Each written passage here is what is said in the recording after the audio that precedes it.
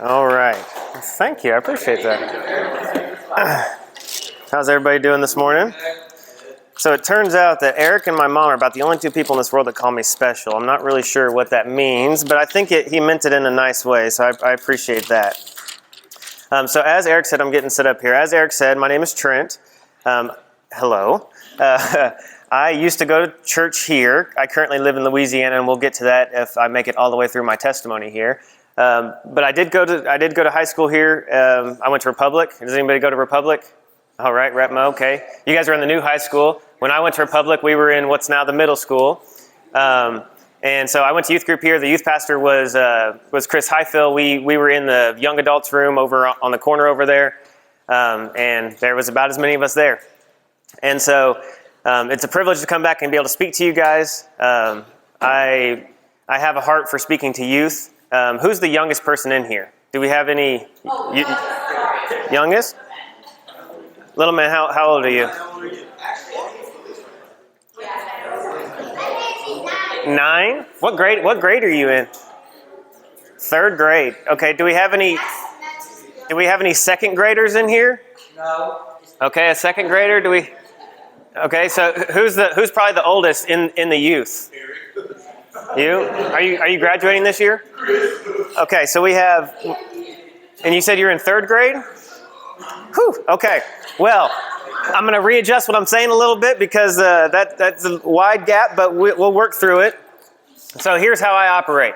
I was in the military, and so I love attention to detail. I love when people pay attention, and I love calling on people. I even like embarrassing people. Now, my goal here isn't to embarrass anyone in here, but if I see that you're not paying attention, if I see you on your phone, if I see you doing other things, you're likely the person I'm going to call on for volunteers. So pay attention. If everyone's paying attention, then it kind of sucks because then I just have to call on somebody. But still, pay attention because if you're not, you'll definitely get called on. And if everybody's paying attention, you have like a 1 in 50 chance of getting called on. So it'll be great. So I know you guys' hearts are racing and stuff, but it's okay. We're not going to do anything too crazy, but that's how I work. So I'm going to be looking around, and if you guys are texting and stuff, no shot. Oh, you'll be up here. You'll be up here just standing with me. And we'll just be doing something. You'll just be standing here doing something, okay? So I just ask you guys pay attention. It's not for my sake. But Jesus deserves the attention, and I'm speaking about Jesus, and what he wants me to say is going to come out. So he has something for you guys to hear. Okay, so before we get started, I'm going to pray, and then we're going to get going. Dear Jesus, you are awesome.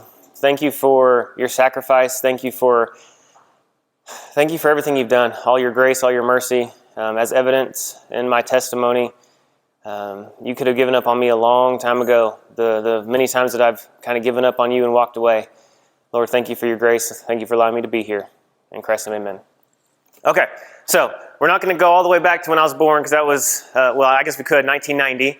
A lot of you weren't born in 1990. None of you were born before we did the Y2K stuff. But fast forward till I was 9. How old are you? 9. Fast forward to her age. We're going to her age first. When I was 9 years old, I got saved. I was coming home from a family reunion. I was in the middle seat, sitting between my mom and my grandma in an Oldsmobile because we didn't have like push-to-start vehicles, and it just had a steering wheel and 4 wheels. It's about what the cars were back then. And we were driving down the road, and I asked my mom, I said, what does it cost to be saved? Because in my experience, nothing worth having you could get for free, right? Like even if you want like a piece of bubble gum, you got to pay something. So nothing worth having is free. So I asked my mom, I said, what is the price of salvation? And she told me it's free. And it was just mind-blowing because I was like, how is that possible? Anything worth having is free. And she explained to me how Jesus came, Jesus died, Jesus rose again. As long as I believe that in my heart and I want to give up what I want to do and do what Jesus wants to do, I can be saved. So at that time, I asked Jesus to come into my heart and I got saved at 9 years old. Now, I was raised in the Bible Belt. You guys live in the Bible Belt. You're in Missouri. You live in the Midwest. I was raised in Kansas, in Hutchinson, Kansas, and we went to church for everything. You would not see us missing. We were only allowed to miss church if we threw up, and you had to prove it. It had to be in the toilet or it didn't count. I learned that lesson the hard way. And if we had like an ice storm, we wouldn't come to church. But any other time we were at church, whether it was helping fix a church, helping with youth, or helping with a cookout, or like a crocheting, or it didn't matter what we were doing, we were at church, and I was always there. I was never in choir because I can't sing, but we were always in church. And my whole life, I was kind of holding on to what my parents' religion was. I didn't realize it at the time, especially when I was in the youth, but I was holding on to my parents' belief, and I didn't have a belief of my own, and we'll kind of get to that. So we're going to fast forward until I left this youth group and moved to Texas. So fast forward, it is 2007 at this point. I would have been 16, 17 years old. How many people are 16 or 17 years old? Okay, we got a few. So I was y'all's age, and I was like, you know what? I'm moving to Texas to live with my dad because my dad's house is cool, which pretty much meant he had cable TV. We didn't. I was like, I'm going to my dad's house. So I moved to Texas to go to my dad's house. I ended up testing out of my junior year of high school and went straight to be a senior. So I don't know if that just means the education system is so superior here in Missouri that I was just so well trained, or that the education system was just so bad in Texas that I could just skip a grade. Maybe I'm not smart. So it's one of those two things. But I get to Texas and they say, hey, you take this test. If you pass, all you have to do is take 2 English classes, 2 math classes, and you can graduate. I was like, sign me up. So I took the test, which was pretty much just me writing my name on top of a piece of paper, passed it, and so I skipped my junior year and went straight to senior. Supposed to graduate in 2009, graduate in 2008. So I get to this school, and it is a lot different than what you have here in Missouri. I went to a alternative school, but not because I was a bad kid, but because they had too big of a school, and they had to redistrict everybody, and so my house fell in the district to go to this school. Who here knows what an alternative school is? Okay, a couple people. So if you get kicked out of your high school, you get sent to this other high school, and they put all the bad kids in one high school.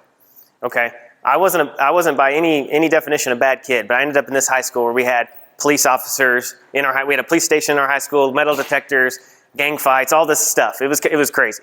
But because of the environment that I was in, and because my focus wasn't on Jesus, I started getting into all that stuff. I started shoplifting. I started doing all the things that everyone else was doing because I wanted to fit in. And that's really when my journey started going away from Jesus, going away from God. Okay, so let me scroll through here a little bit.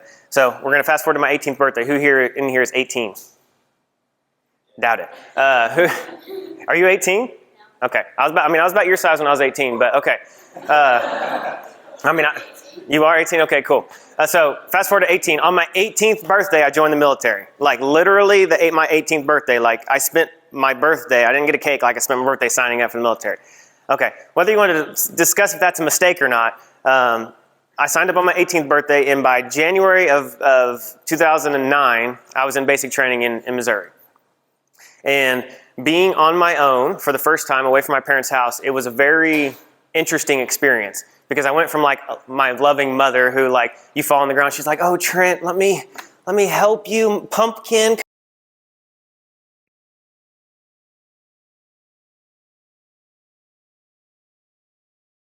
Like this is so confusing, and I was like, I don't know how to react. And so my way to react was to find friends, and the best way to find friends is just to find a way to fit in, and not necessarily the friends you should be with. And so I was around people in the military who were not Christians. That's the easy way to put it. They weren't Christians. And so I started making decisions at that point whether I was going to sleep in and get some sleep on Sundays or if I was going to go to church. I always made the decision to sleep instead of going to church. And that kind of pole vaulted me into when I moved to Germany. I get there and alcohol is legal. If you're too young to know what alcohol is, it's just something you're not supposed to be drinking. Okay, so I get to a place where I'm not supposed to be drinking stuff, and I drink it, and I like the feeling that it gives me because it makes me forget who I am in Jesus and makes me hang out with people that I thought I wanted to hang out with.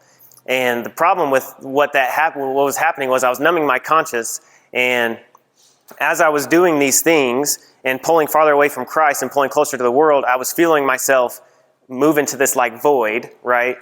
And it was like I don't even know how to say it. It's like it was like a cycle. It's like, well, I don't want to do this because I want to grow closer to Jesus, but I want to do this to grow closer to these people, so I'm going to do it. And I just started moving away from Jesus, because Jesus doesn't move. He stays with you, but if you feel far from Jesus, it's not because Jesus moved. It's because you're doing this. You're like, okay, I'm gonna make this decision. I'm gonna make this bad decision. I'm gonna go to the movies instead of church. I'm gonna look at something I shouldn't on the internet. I'm going to say this word, or I'm gonna go gossip. You're doing things to move away from Jesus, things that bring you to Jesus, reading your Bible, worshiping, praying, coming to church, all these things help move you back to Jesus. But I was as far away as you could possibly be.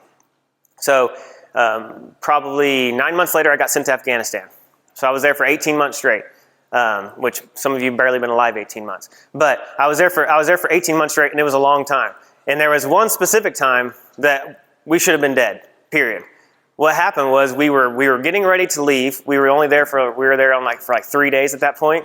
We were getting ready to leave, but one of our guys was sick, and he showed up late. And he got in trouble. He got in trouble. It doesn't matter if you're sick. You got in trouble. You're in the military, you're late, you got in trouble. Well, the thing was, we had 4 black vehicles that we were doing the same routes on because we were trying to learn the routes that we were taking over from the people in Afghanistan. So we had another group, not people that I knew, but another group that also had black vehicles that because we were late, they took our chalk, which means they took our route. That convoy got attacked and everyone in the convoy died.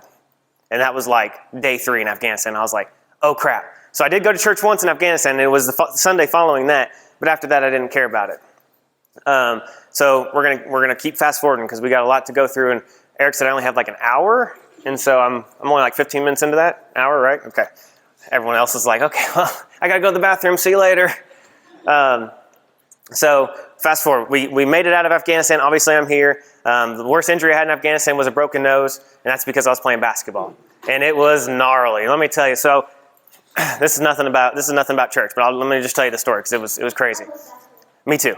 I used to. I've had a lot of injuries playing basketball. So I'm playing basketball. I'm hooping like Steph Curry. I'm actually not. I'm just trying to play basketball, and I go up for a layup, and this dude. Now it seems like it's flagrant at this point, but this dude like Draymond Greened my face and just like elbowed me when I'm going up for like a layup or like a something, and my nose literally went sideways. Like if your eye smelled, I could have literally smelt my eyeball. Like if I would have sneezed, it would have went straight into my retina. Like my nose was sideways, like you see in the cartoons. And so like I get hit and I'm like, oh, and I hit the ground and I'm like, oh.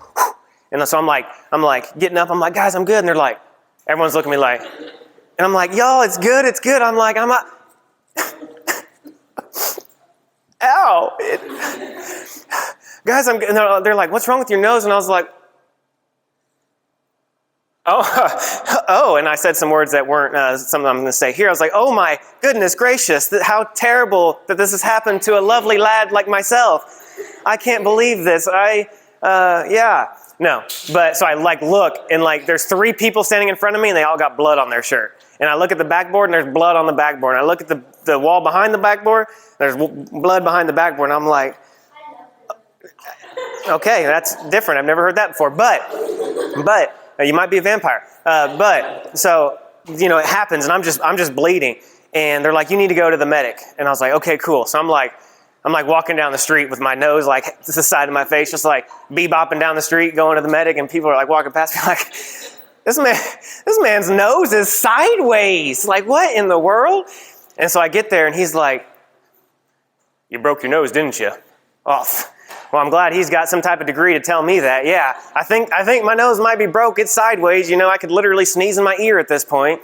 And so he's like, okay, I'm not going to do it. I just want to see how broke it is. Mind you, nose sideways. I'm like a snowman. Like I'm just sitting here like this. He's like, let me just see how broke it is. It's like, bro, it's broke. It's like it's not even on the right part of my face, right?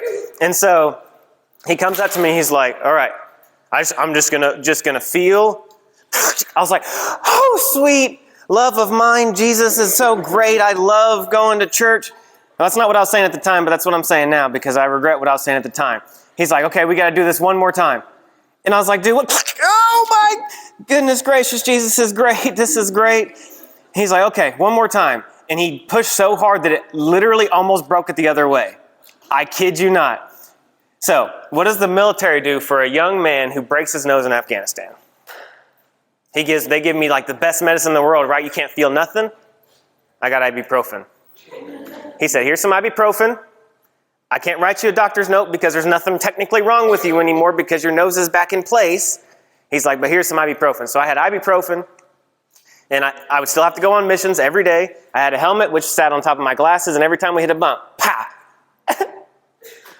pow, and like these aren't roads like we have here. Like y'all got potholes, but in Afghanistan they have like craters. Like you hit this thing and it's like, you're totally, like that. And it's just like, so like for the first like couple weeks, I'd have like a little bit of blood on my shirt and I would look like a real boss coming out of the back of a vehicle, but I would also be crying. So then I looked like anyway, so we kind of got off topic there, but that's what happened to my nose. So if you guys are wondering, it's straighter than it has been. So don't even look at it. Stop looking at my nose.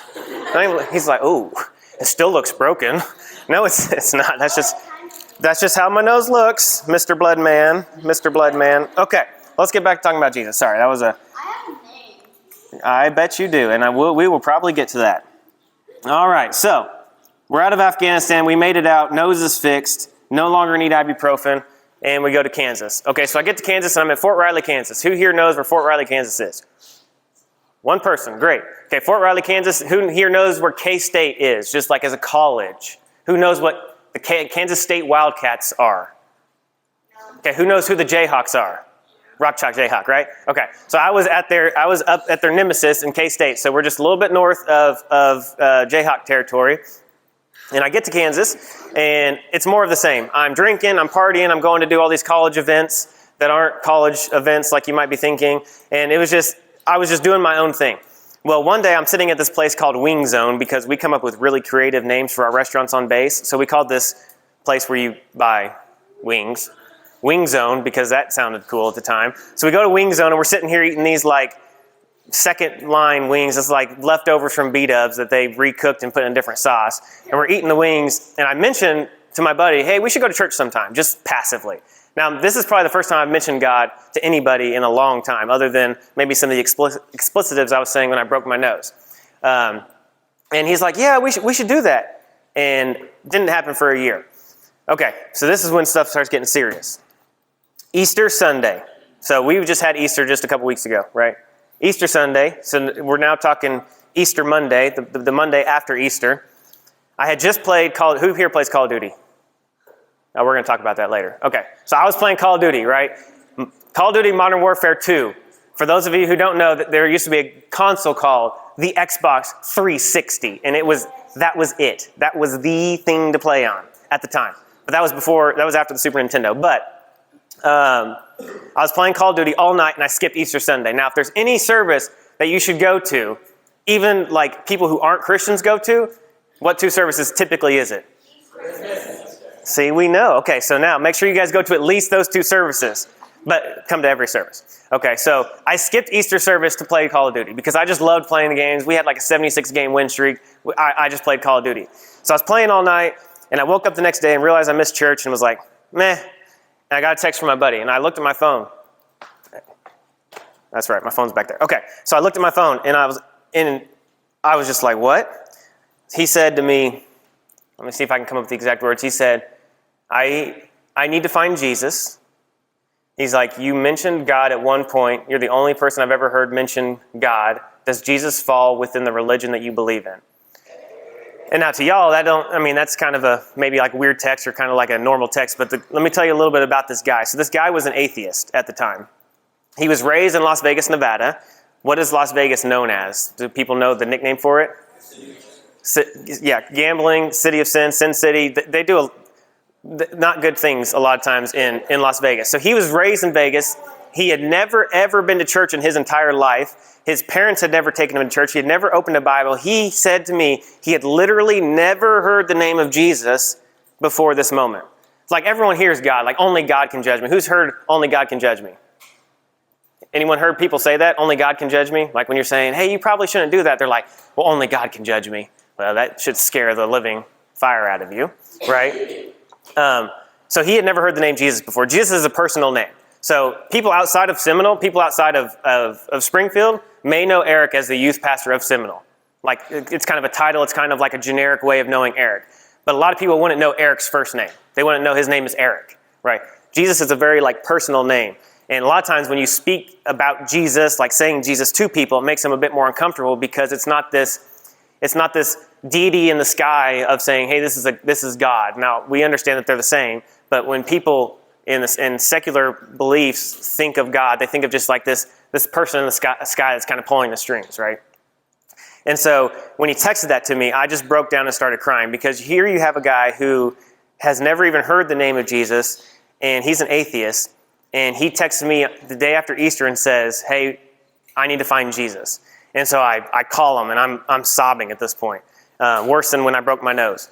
And I was like, so what happened? He's like, I was laying in bed, and I was thinking about hurting myself in a way, more of a permanent way, as we have our age range here. So he was thinking about hurting himself permanently, and he was laying in bed thinking these thoughts, and something in his head said, you need to find Jesus.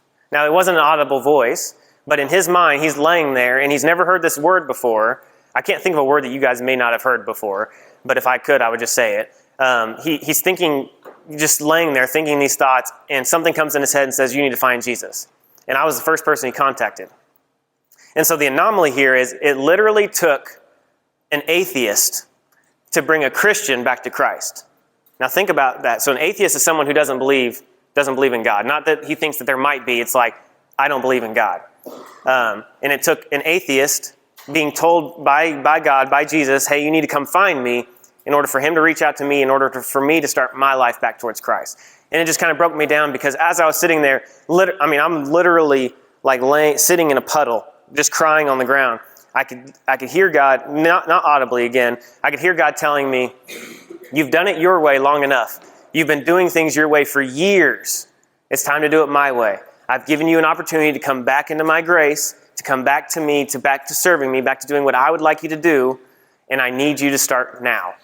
And it just it just ripped me up. And I was like, this is wild. So fast forward just a couple days, and my buddy texts me. He's like, who is the father of Jesus? I was like, David, that's easy.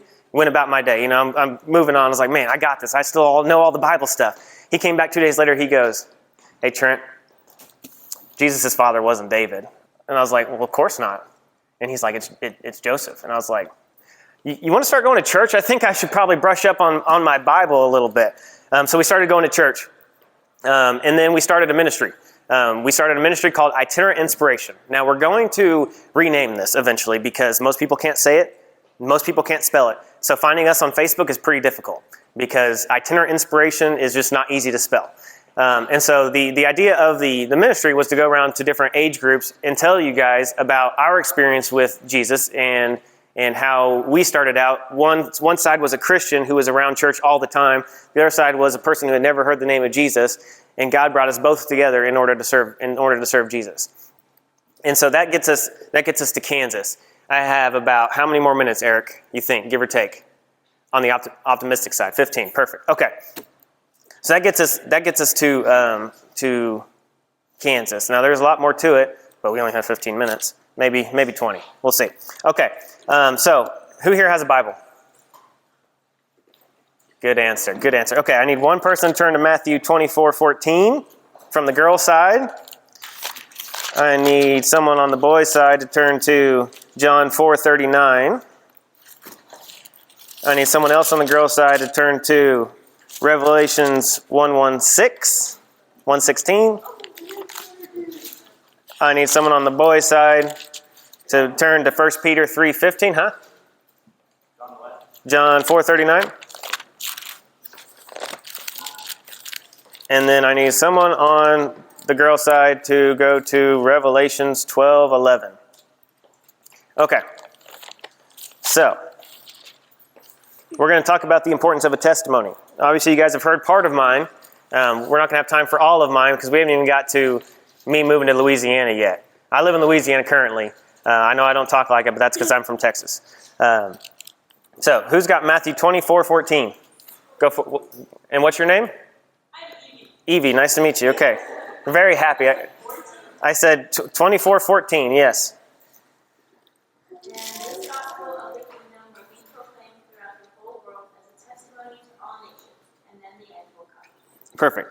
Okay, so that's probably ESV? Is that ESV? Okay, that's perfect. No, that's good. Because that's the version I wanted to use, but I know that they use the New King James here, so I didn't want to get kicked off the podium. So on the New King James Version, the main difference there in wording is mine says witness, hers says testimony, but a witness and a testimony are the same thing. So the definition of a witness or of a testimony is a public profession of a religious experience to us But to the world, when you think of a testimony, you think of people in court. I'm giving a witness. I'm giving a testimony on what events happened. Okay. And so that was saying that the testimonies will be preached to all nations. And their testimonies are important, and we're gonna get to that. So who had the next one? I think it was John 4. Where's my little orange thing at? What was it? John 4:39. Is that it? And read through 41. Gotcha. Now many Samaritans came back down to believe in him because of what the woman said when she testified. He told me everything I ever did. Therefore, when the Samaritans came to him, they asked him to stay with them, and he stayed there 2 days. Many more believed because of what he said. Okay, so to summarize this, you guys heard of the woman in the well when Jesus... Okay, you guys have heard that. Eric's covered that. Great. So just to give a quick synopsis of what that is saying is she gave her testimony of her interaction with Jesus, and through that testimony, people believed in at least the credibility of Jesus, and because of the belief in that credibility, they then asked Jesus to stick around. I'm having to walk around these light poles. I feel like I'm in an obstacle course. They had to ask Jesus to stick around, and because Jesus stuck around, more people believed, right? And so I don't want to read into this too much, but what if she didn't talk about Jesus to those people? What if that experience she kept to herself because she was too scared? Do you think maybe they wouldn't have even invited Jesus to stay? And then there were so many more people that believed. So you had people that believed just because of her testimony. Then you had even more people believe because they invited Jesus in, Jesus stayed, and then they believed because then they saw. So not only was it wow, that's pretty crazy that he did this for you, and we believe you. Now let's go talk to him. Wow, he's verifying that he can do this kind of stuff. More people believe. Testimonies are important. Okay, what was the next one? We're going to leave Romans 1:16 for a little bit later. Who had that? No, we're going to get to Revelation. Ladies, you have it? Romans 1:16? Okay, we're 1:16? Oh, you have Revelations. Okay, well, we'll get back to that. Okay, let's go to, who's got 1 Peter 3:15? I think that was a guy. Okay, go for it. But sanctify the Lord God in your hearts, and be ready always to give answer to every man that asks of you the reason of the hope that is in you with meekness and fear. You said with meekness and fear? You got the NKJV, huh? Yes, sir. Okay, so let me see if I think I have an ESV version of that too. No, I don't. Okay, which is fine. The difference were just those last two words. But I want to focus on this one for sure. But sanctify the Lord God in your hearts, and always be ready to give a defense to everyone who asks you the reason for the hope that is in you with meekness and fear. This one has a lot of power. So the point of this verse is if I ask you, who is Jesus to you? You should be able to tell me, right? It doesn't need to be this theological, this super profound statement. It's who is Jesus to you, right? And you should be able, if someone says, well, why do you believe what you believe? You should be able to tell them why you believe what you believe. Because if you can't verbally tell people why you believe what you believe, you have to ask yourself, do I even believe what I say I believe? Or am I just regurgitating what Eric has said? Am I regurgitating what my parents have said? If you can't tell people why you believe, there's a chance that you don't believe what you believe and you're just memorizing a lot of good things to say because you guys have been in Sunday school and not realizing that it's up here and it's not in here. There's a saying that a majority of people that go to hell missed salvation by 12 inches. And it's the difference from your head to your heart. People know about God in their mind. They know about God. They know they've gone to church. They've done all the right things. They sat here. They were quiet. They weren't distracting. They volunteered to read a Bible verse. They did all the right things in their head. But their heart was never set on Jesus. And because of that, they never made it to heaven. It takes more than just knowing Jesus in your mind. It takes more than just knowing God in your mind. You have to know him in your heart, and your life has to show evidence of that. Okay, let me ask you guys a question here. Who here knows what an 18-wheeler is? A semi-truck, a big rig. The man lost his arms. It's cold up here too. I'm getting frostbite. I'm like, whew. Okay. I'm like, whew. Okay. So everyone knows here what an 18-wheeler is, okay? How many people think that if they got hit by an 18-wheeler, it would hurt? At a bare minimum, hurt. And we're not talking about one part. We're not talking about you running through a parking lot and running in. That would still hurt. But we're talking about driving down James River Freeway and you're standing in the middle of the road and you get hit by an 18-wheeler.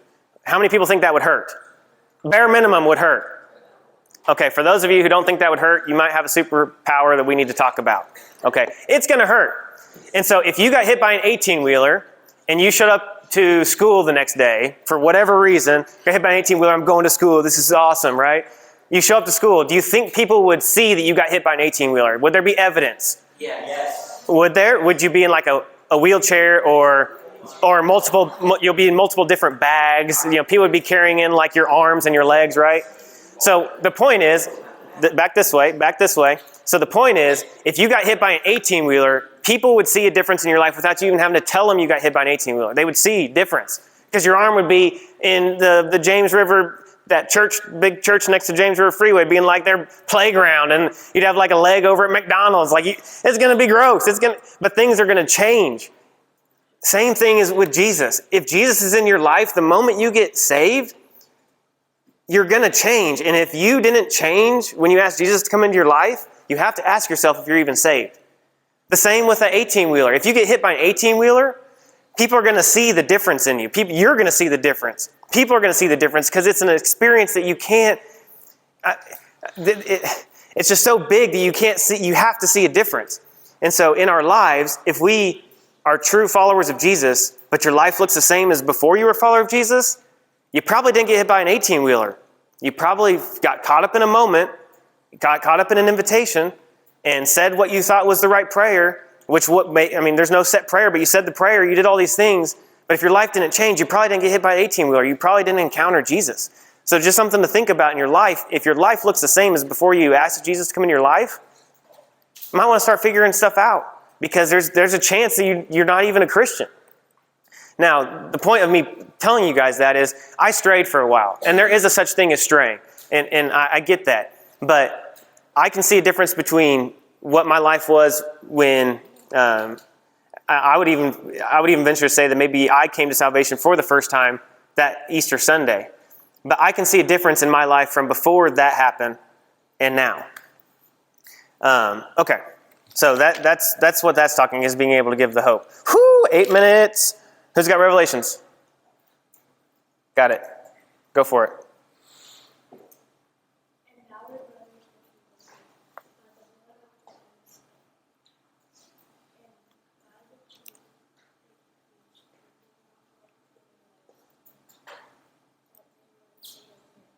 Perfect. Okay. Everybody hear that? Yeah. Perfect. Was everyone following along? Yeah. Some of y'all ain't got Bibles. How are y'all following along? Y'all lying in church? Woo! I'm going to have Eric talk about that next. My goodness gracious. You guys are making me sweat up here. Okay. Who here has Romans 1:16? Okay, I'll just read. Oh. And you said your name was Evie? Okay. Without all the enunciation. Okay, got it. Yep. For I am not ashamed of the gospel, for it is the power of God for salvation to everyone who believes, the Jew first and also the Greek. Okay, great. So that's like a mantra of mine. Who here listens to like Lecrae, Andy Mineo, things like Romans 1:16? You know, I literally have it tatted on my back. We're not going to talk about that. Your body is a temple. Okay. For I'm not ashamed of the gospel of Christ, for it is the power of God to salvation for everyone who believes, for the Jew first and then the Greek. So that last part, to the Jew first and then the Greek is important. Why is that important? Who here is Jewish? That's why it's important. That's exactly why it's important. Because if it was only for the Jews, we're all out of luck. We're Gentiles. Americans, we're Gentiles. Everyone else but the Jewish people are Gentiles. We're the Greek. We're the foreigners. We're the people that, if it would have been up to the Jews at the time, would have never reached us. We would have never had a chance at salvation. Thank God that we do. That's why that verse is important, because it's to the Jew first, because that's God's chosen people. America is not God's chosen people. You know, we say God bless America, but we don't do things to kind of go with God bless America, right? So we are the Greek. We are the Gentiles. We are the people that are the second. And thank God that He allowed us to have salvation. Okay, so we have about 5 minutes left. 6 minutes maybe? 5. Solid 5. It was a solid 5. Either he's trying to give me a high five. Okay, solid 5 minutes. Okay. So we're not going to do my little activity. because we ran out of time, but that's okay. You guys would have been embarrassed anyway. Okay. So I want to bring up 2 points to you guys and then close. Are you wanting me to close it out, or you want to come up here and close it out? Okay. He's got that. Okay. Perfect. We got 5 minutes, guys. Okay. So the thing I want you guys to focus on is not the broken nose story, is the story of Jesus and what he's done in my life. I'm sure what he's done in your lives is equally as cool. It doesn't matter if you've strayed away and come back. It doesn't matter if you're keeping the faith all the way through. Everyone has a testimony, and it's important that you tell people your testimony. And the reason it's important is because you have a unique ability to interact with the people around you. You've been placed in the school, the classroom, the whatever at a specific time because God said that's the people you can most reach at this time. So you have your testimony. It's important that you share your testimony, but it's also important you don't embellish your testimony. If I were to, can you come up here real quick? You've been paying attention. He's been paying attention. Don't worry. I'm not calling him out because he wasn't paying attention. Come up here real quick. Okay. Everyone close your eyes. Everyone close your eyes.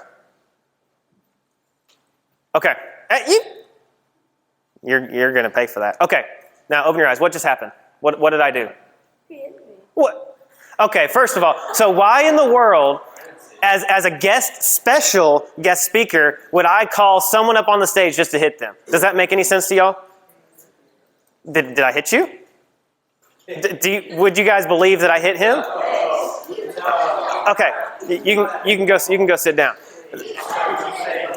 Okay. The point is, I mean, there's one witness, there's one person who can give an actual testimony, but off with his head. Okay, but the point of that is, it happened to him, and he knows it happened to him. And he said, I hit him. I mean, it was more of a tap, but he said, I hit him. Now, if he goes and tells people, man, he punched me as hard as he could and I had a black eye, it's like, okay, well, that's a bit of exaggeration because we don't see the evidence of that happening, right?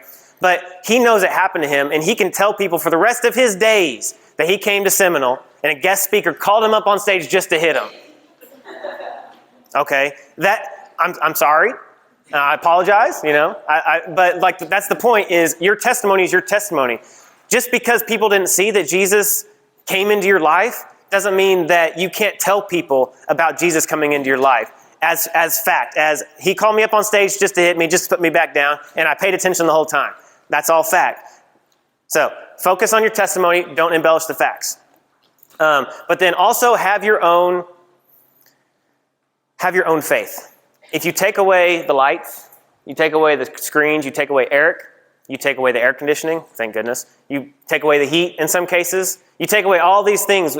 Do you still have Jesus? The answer to that is yes, but think about it in your mind. What brings you to Seminole, right? And you don't need to answer this out loud. But if it's Eric, cool. I mean, I'm glad you're here for him. But when Eric goes away, when your friends go away, when you're out on your own and you have the decision, do I want to follow Jesus or do I don't? That's when it comes down to it. And if you're here because of the amenities of church, I'm glad you're at least here. But you have to start thinking, am I here for Jesus? If all of this were to go away, the building and everything were to go away, do I still have Jesus? This is just something to think about. Okay, so we've talked a couple times. We got 2 minutes. Eric's pacing, so I got a minute and a half. Okay, no, I'm just kidding. Too fast, good. So I got 3 minutes, you're saying, little man? Okay, perfect. Okay, so we talked about being bold. This wasn't a planned thing, but we're going to go with it. Everyone go ahead and close your eyes. So we're talking about being bold for Christ. Yeah, especially you. You better, I'll rip your eyes out of your face. Okay, that was rude. I apologize. Okay, so we talked about being bold. You guys are in a room full of people who have the same mindset as you. And it's still awkward to do things. If I were to ask some random person to come up here on stage, well, I did ask someone randomly to come up here on stage. It was a little awkward for that person, but doing things outside of your comfort zone can feel awkward, right? The thing about the Holy Spirit is the comforter. And you can't be comforted if you're never out of your comfort zone. Okay? So, let me ask this. Do I have one person who would stand up and boldly say, I love Jesus? Do I have one person in the crowd of Christians that would boldly stand up and say that I love Jesus? Anybody? Go ahead and do it if you feel inclined to stand up. You can say it as low or as loud as you want. I I love Jesus. Okay. Jesus. All right. I love Jesus. I love Jesus. Me too. Okay. So you can keep your heads bowed. You can keep standing up if you want. The point of that is, if you can't stand up in an environment that's fully safe with Christians that say, I love Jesus, you're not going to be standing up in front of your friends to say, I love Jesus. It starts here. The whole point of coming here is to be discipled by Eric, to then go out and make disciples. The whole point here is not to learn everything you need to know about Jesus and never do anything else. So the point to this is, if you can't do it here, you can't do it out there. Prayer. If Eric asks you to pray, if you can't do it here, you're not going to do it out with somebody else you don't know. So I'm gonna do a quick quote, and then Eric's going to come up here and close us out. Just something to think about as you guys keep your eyes closed, your heads bowed. We spend more time trying to gain followers than we do following Jesus. We care more about selfies than selflessness. We're more likely to look down for likes than up for approval. We like talking more about what we've done than what Jesus has done. We're more inclined to invite friends out rather than inviting them to church. We're more likely to stand up for our sports team than our faith in Jesus. We're more worried about our snap score than our Bible streak in the YouVersion app. When funding is tight, we're more inclined to skip a month of tithe than cutting out entertainment and eating out. We're more inclined to spread gossip than the gospel. So that's just something to think about. If any of those rung true in your life, and a lot of these came from my life specifically, if any of those things rung true, start thinking about a change. Because if it rung true, you probably have an idol in your life. It's either friends, it's social media. If you are making the decision to do something instead of Jesus, there's a good chance it's an idol. So I want to thank you guys. You guys can look up again. I want to thank you guys for having me. I know you guys didn't have a choice, but I thank you guys for having me, being respectful. Everyone paid attention, and just thanks for having me back. Thanks, Eric.